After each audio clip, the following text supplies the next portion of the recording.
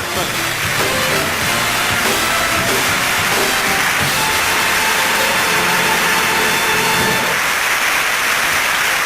Good evening.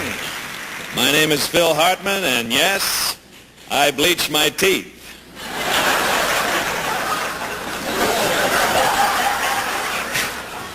There's an old saying that if you want to stay young, stay active. And if that is true, we have some of the youngest people you've ever seen right here in the field of comedy.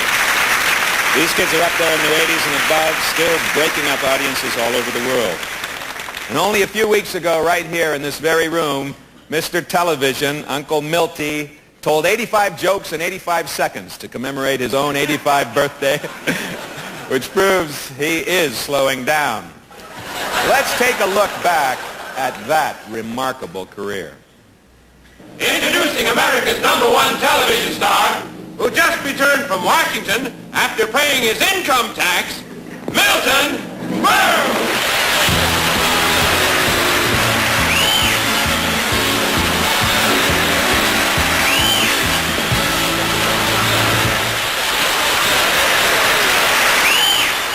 If you were watching television on Tuesday night, you must have been watching Milton Berle.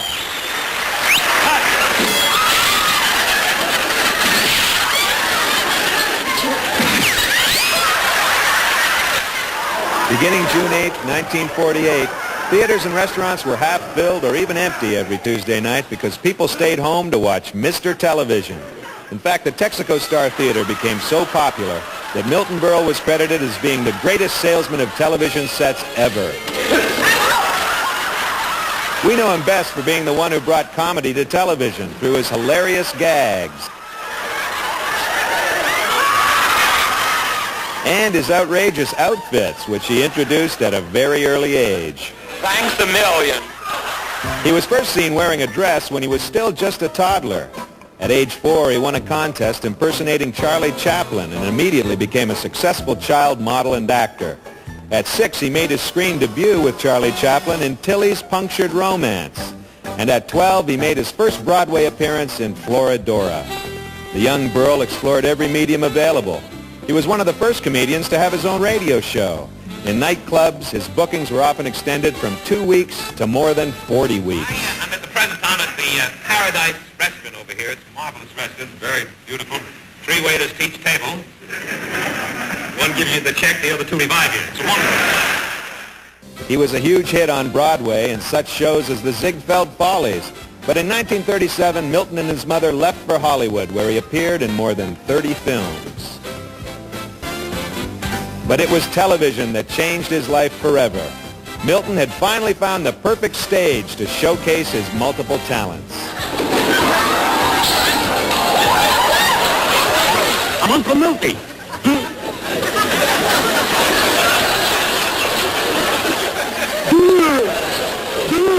I know all about mathematics. 1 and 1 is 2, 2 and 2 is 4, 4 and 4 is 8, 8 and 8 is 16, 16, 16. Yeah. Then there's geography. Yeah.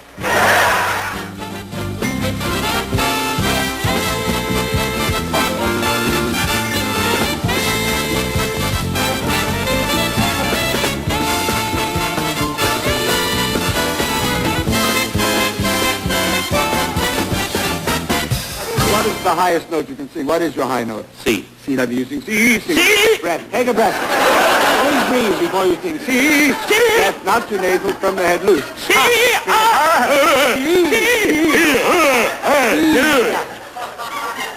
Milton Berle has kept us entertained for more than 81 years because he knows what's funny. Slapstick hokum comedy today, I think, this day, isn't funny anymore, Sam. It isn't funny.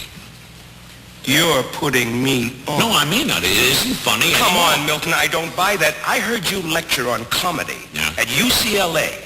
And do you remember when you were telling the students about a Laurel and Hardy picture where Oliver Hardy got the biggest yuck in the world because he did this to Stan Laurel. Then he proceeded to do that. Then he gave it one of these.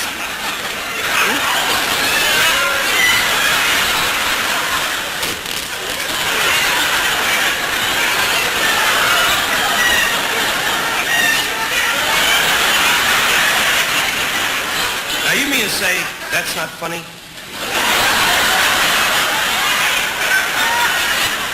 That's not funny. You remember when you were talking about the Keystone Cops and you did the stand-in bit prior to that? The makeup man came over to you, I remember it very well, and went, "Makeup!"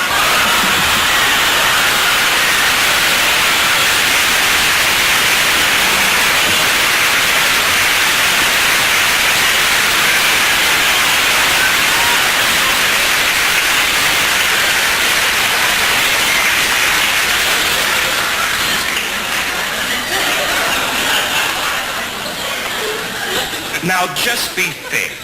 You mean to tell me that's not funny?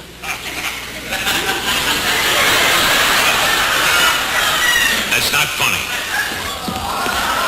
You remember when you were talking of the Keystone Cops?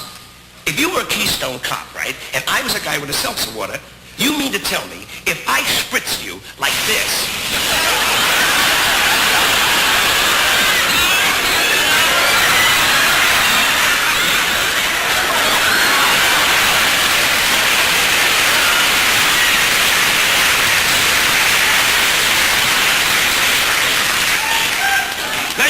say that's not funny?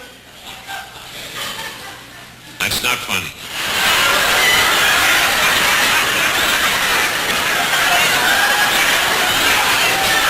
Now, Milton, you mean to say if I took this pie and went like this?